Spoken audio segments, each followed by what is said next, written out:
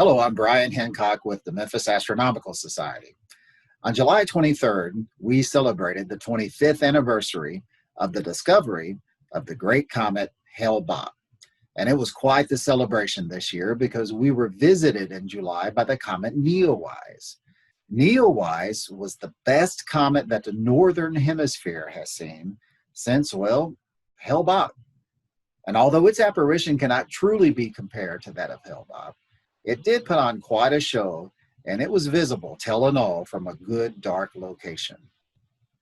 Hale-Bopp went on to become the great comet of 1997. In fact, it was so spectacular that year that Time magazine decided that they needed a Hale-Bopp Picture of the Year. I'm pleased to tell you that the gentleman who took that award-winning photograph is our guest today, Mr. Wally Pacholka. Mr. Pacholka's photographs have appeared in numerous worldwide publications, including Time magazine, Life magazine, Encyclopedia Britannica, and National Geographic. He has a whopping 47 astronomy pictures of the day. That's amazing. And on top of all of that, Mr. Pacholka lends his voice to protecting our dark skies in America. He has helped a total of 9 parks achieve their dark sky certification. So we at Memphis Astronomical Society are pleased that Mr. Pacholka has agreed to sit down with us virtually and talk about his Hale-Bopp pics, his Neowise pics, and he even gives us a few photography tips along the way. So ladies and gentlemen, please welcome our guest, Mr. Wally Pacholka. Okay, Mr. Wally Pacholka, welcome to the Memphis Astronomical Society August meeting. It's an honor to have you here. Well, thank you, Brian. It's an honor for me to be here and join you guys. Great. Before we really dive into your Hale-Bopp and Neowise pictures, I wanted to give you a chance to explain what motivates you in photography. When I was doing some research, I read a wonderful story online about when you were 9 years old. And I just wondered if you could share that with us. My memory is going on me since I'm 71, but yeah, it was, I think it was when I was 9. But anyhow, I had a paper out when I was real young. I think I was actually a young teenager, but the age doesn't matter. But since I was living outside a small town in Quebec, Canada, I happened to have a morning paper out and an evening paper out. And of course, in the wintertime, it's dark in the morning and in the evening. And so that's when I just fell in love with the night sky. And I was just so thrilled when I saw Venus. And there was something different in the sky. Venus being very bright in the evening sky. And I just knew, wow, that had to be a planet. And my parents or teachers didn't know really anything about the night sky, but I just really was fascinated with it. My older brother called me a nut because I was always going out, looking at the stars. Us boys lived basically in the attic, and there was a fire escape up there.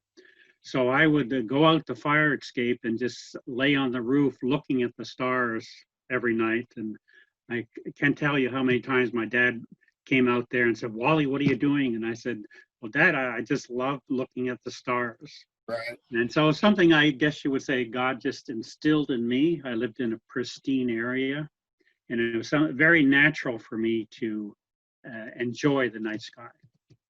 That's wonderful. And so that's why you bought your first camera, correct? So that you could show them what you were seeing. Yes. Actually, like I mentioned, no one seemed like had any interest in the sky, and I was just fascinated with it. So with my paper out money, I ended up getting a 35 millimeter camera and started taking pictures. And I always, my style has always been the landscape. I like to give people the context of what they're looking at.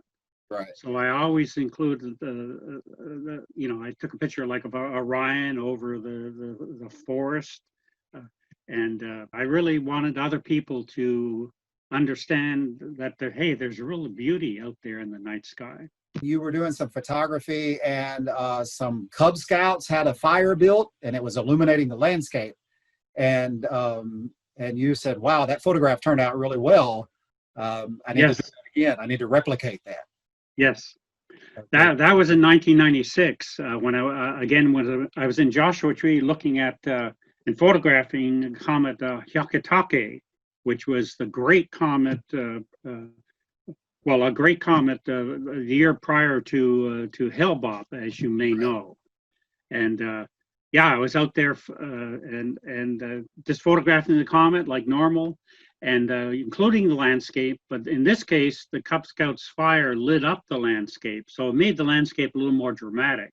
Right. And so I guess, I was doing landscape photography before then, but that experience with the Cub Scouts lighting up the landscape with their fire and encouraged me to, from then on, to use a flashlight at times, lighting up the foreground. Well, let's dive right in. I know everyone wants to see the pics, and let's start off with the Hale-Bopp pics. So this Hale-Bopp, it's just a wonderful juxtaposition of the comet above the Joshua Tree. Yeah. Thank you. Yeah. I made 13 trips out to Joshua Tree. Joshua Tree was my dark sky place. I live in Long Beach, California, right next to south of Los Angeles. And so my dark sky place now is Joshua Tree National Park, which is basically a 3-hour drive from Long Beach. But when I got the news that Hale-Bopp was coming, starting in January '97, I started making trips out to Joshua Tree. And this image here was taken March 28th, when the end of March and early April was when the Hale-Bopp was just really at its peak. Right. And I remember taking this image and going to the Long Beach Press Telegram, our local newspaper, and I had hundreds of images of the comet. But I remember the photo editor manager there just coming across this image, and he said, "Wow, we want to use this one." So they used it in local paper, and then he sent it off to the Associated Press, and that went all very, very wide distribution worldwide.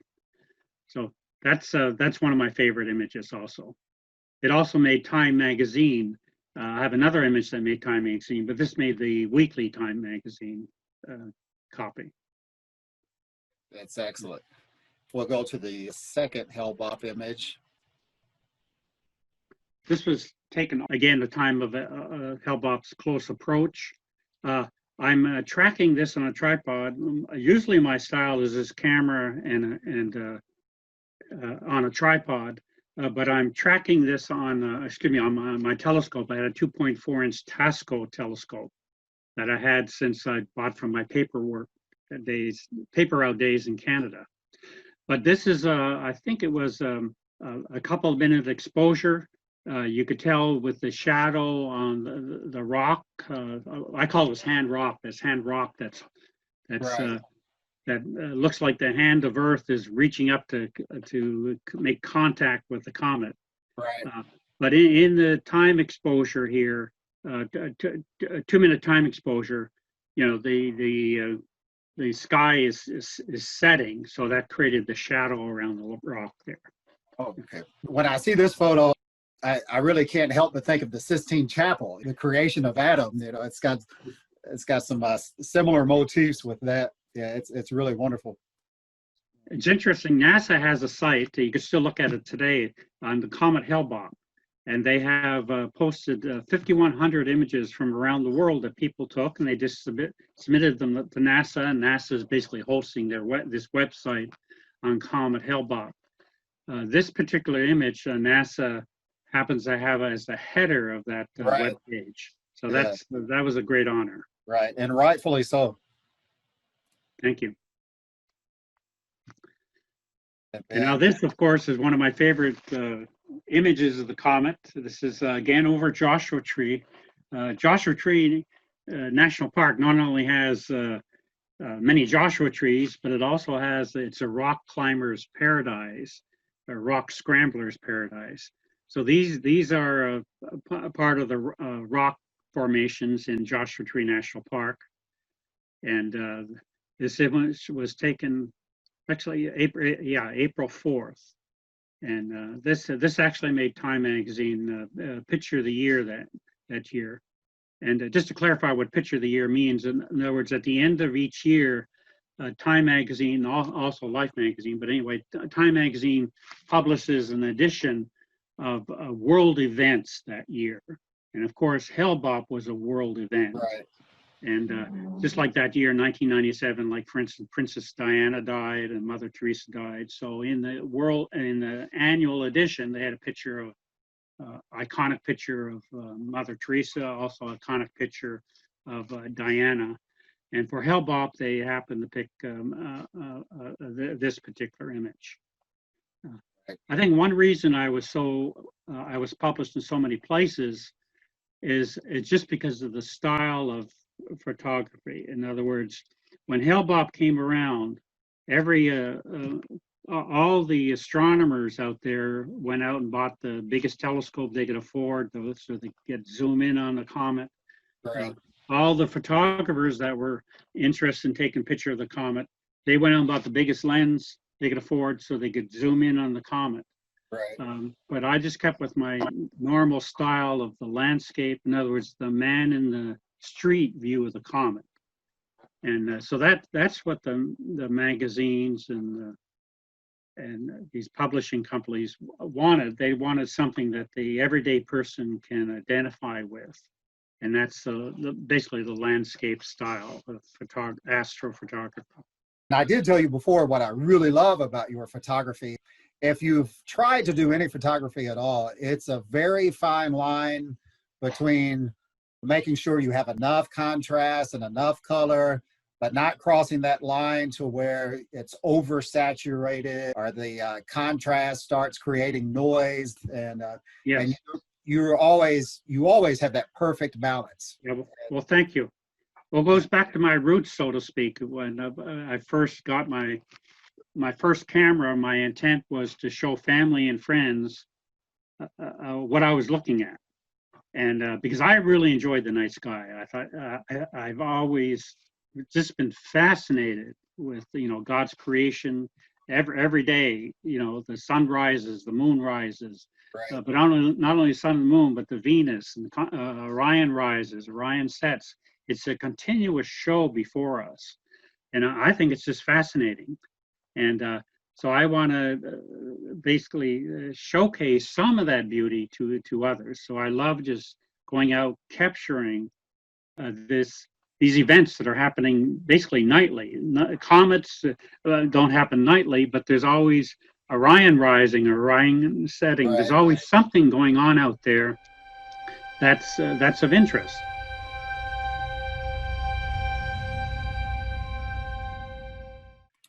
We move on to discuss Mr. Pacholka's Neowise photos.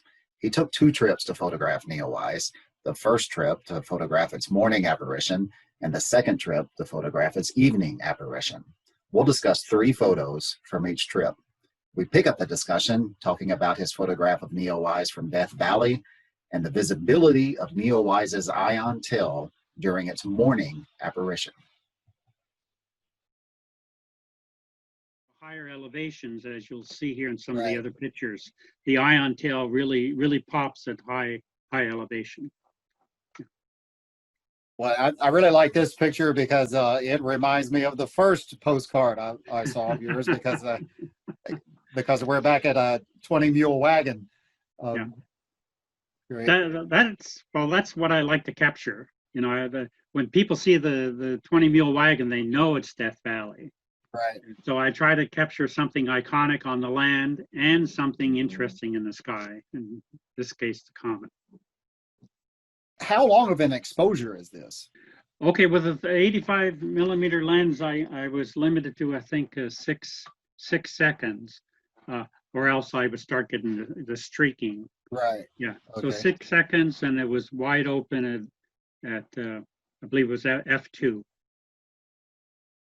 Using a Nikon lens. I happen to use a Nikon D750 camera right now. It's a relatively older camera. It's 6-7 years old. Right. My camera before that was the Canon 6D. I used that for many years, probably about 8 years. So what made you make the switch from Canon to Nikon? Yeah, I guess that's a good question. The Nikon camera, the D750, shows a little bit less noise than the Canon 6D. The Canon 6D is an excellent night sky camera, but the Nikon is this has a little bit of an edge on the noise factor. Okay. Okay, great. Less noise. Yeah. Now this is a real gem. Thank you. Thor's hammer at Bryce Canyon. Yes. Yeah. Yeah, I love Bryce Canyon. Right. It's a wonderful place. They have so many hiking trails where you hike down into the canyons, and it's always it's a great place to look up the sky and then see all these red rock hoodoos, very prominent. And one of those hoodoos, very famous, is Thor's hammer, pictured here, and the Temple of Osiris next to it. I was very surprised there was no one down there when I went there in the morning. Usually it's a very crowded place. Right. Almost anywhere I go nowadays, as you probably know, there are night photographers doing landscape, astrophotography, absolutely everywhere I go. On this Neowise first trip, there was nobody. Well, of course, it was 105 degrees in Joshua Tree and 117 degrees in Death Valley, so you wouldn't expect too many people. Right. But I was expecting people here at Bryce Canyon, and I didn't run into anybody. I thought the trail would be crowded because Thor's Hammer is a very famous location. And I thought the trail would be crowded with night sky people taking pictures of the comet, but I was fortunately the only guy there. A rare occurrence nowadays. Right. Is this with the 85 millimeter lens and just a single exposure? That trip, all I had with me was the 85 millimeter and my 24, but I shot to get close-ups, get the comet to a decent size. I used only the 85, I believe, this trip. And yeah, the exposure was I think 5 or 6 seconds, Okay. wide open at f2. Right. Wonderful. This is Bryan Head, Yeah. which is right next to Cedar Breaks National Park. And Bryan Head is a ski resort. It's in the Bryan Head. I was at Bryan Head Summit here. I think it's 11,000 feet. So the eye and tail looks pretty good here. That is a gorgeous morning. Do you pick out your location during the day and then come back later at night, or do you just start hiking, find a spot and shoot? So I try to give some thought before I go, and of course I choose the landscape based on what's of interest in the sky. And of course, in this case, the comet was my target in the sky, and so the target was in the morning. Here was in the northeast. So I generally pick locations that have a good northeast view. Of course, here I'm on a mountaintop, so it doesn't matter. But yeah, I do try to pick location based on what I'm shooting in the sky. And that's not always easy to do. Generally, when I do my general national park photography, I scout out again, looking at the target in the sky, like the Milky Way or whatever it is, and then try to find landscape that will fit beneath that. And I travel, basically travel there during the day and then scout out, do some hiking at night to scout out the land, so to speak, and then come back or stay there at night to do the night shooting. And now we're on the second trip. And I got to tell you, Mr. Pacholka, I think this one is it for me. It looks like you use the fog filter for the lens. Actually, I do. Okay. Yeah. I used to use a standard photographic star filter to emphasize the constellations. Like when you go to a dark location, as you know, the constellations often get lost in the multitude of stars. So one gimmick I do use as I used to use a photographic star filter, which would basically emphasize the brighter stars, like the Right. Big Dipper stands out. And then I know several years ago, I know 4 or 5 years ago, I switched to a soft focus filter that basically does the same thing. But you don't end up with this big star. Like for instance, if you use the filter, star filter with Jupiter, it's just too big. Right. Okay. Yeah. So here I'm using a soft focus filter. I happen to get this one from I think it was Kenko. But in any case, as you can see, it makes the stars of the Dipper stand out. Also, you can see the colors of the stars a little better. Like you can see there's a Right. lot of blue stars in the Dipper. This is probably my favorite picture of the trip, and certainly the most difficult to get. And as I planned for this trip, the one reason I went to the White Mountains, well, actually two reasons. One is that they're 10,000 feet high, so I knew the comet would have a good ion tail. But the things of interest in the White Mountains, by the way, are just east of Bishop, California. Right. And the Mammoth Mountain is kind of to the west of Bishop. But in any case, the White Mountains are 10,000 feet. And the thing of interest there is the ancient bristlecone forest, where they have these ancient trees that are 4,000 to 5,000 years old. And so my target was to, for the evening, was to find one of these trees that, of course, was positioned in the northwest. As I was driving there, I was hoping I could find one of these trees in that position. And luckily, as I was driving up there, and it was maybe an hour before sunset, I spotted this tree way up on the ledge, and I said, "Okay, this looks like a great target. It's going to be in the northwest."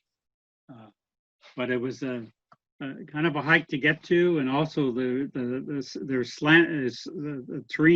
terrain was not even, and also it was sliding rocks, cut rock. That was not the easiest thing to place a tripod on, but anyhow, it worked out. And is this also with a 85 millimeter lens? This is actually with a 135 millimeter lens. I actually got a little bit longer lens for the second trip. Gotcha. Yeah, because you can start to see some of the striations and the dust tail. I mean, it's got a really nice detail. You can still see the green coma of Neowise. It's really excellent. Well, thank you. And finally, we have Sand Harbor on Lake Tahoe. Yeah, Sand Harbor is a wonderful state park, and I've shot there before, and so this was my target location. And I feel very fortunate to have gotten this shot, because, matter of fact, for the whole trip, I was fortunate each evening and morning in that it was clear. And except here at Lake Tahoe at Sand Harbor, it was really cloudy with a few clearings, but the comet was covered most of the evening. And then I'm not sure, I think this was around 11 o'clock, where the clouds, so to speak, parted and showed the comet. And I was fortunate enough to just grab a shot, or several shots with the comet in view. So I'm really happy I got this shot, and thankful. Yeah, well, I mean, the clouds just add a dramatic effect. They do, yeah. And again, just a wonderful shot. Mr. Pacholka, I want to thank you for going through those pics with us. I want to ask you, do you have any advice for the aspiring young astrophotographer? Well, yeah, I would like to say just keep it simple.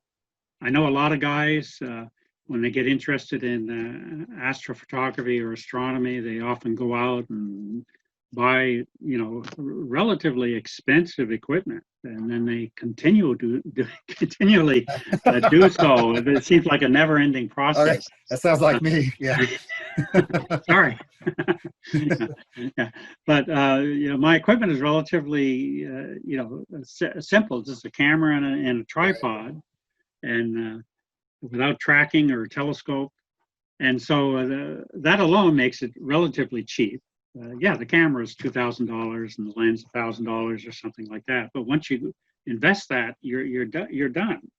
Right. And I used like my 6D camera for I think 10 years, and the current camera I have is 2 years old for me. It's probably a 6-7-year-old camera.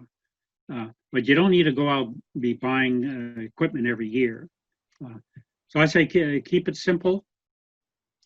Landscape astrophotography is fun to do. You're capturing beautiful scenery. My target's landscape, of course, is the national parks, and that's actually my business the last 23 years, basically since Hale-Bopp, since a lot of my photos were published. That basically kicked off my self-employment business, and I've been very fortunate to be an amateur astronomer that has actually made a living slowly from my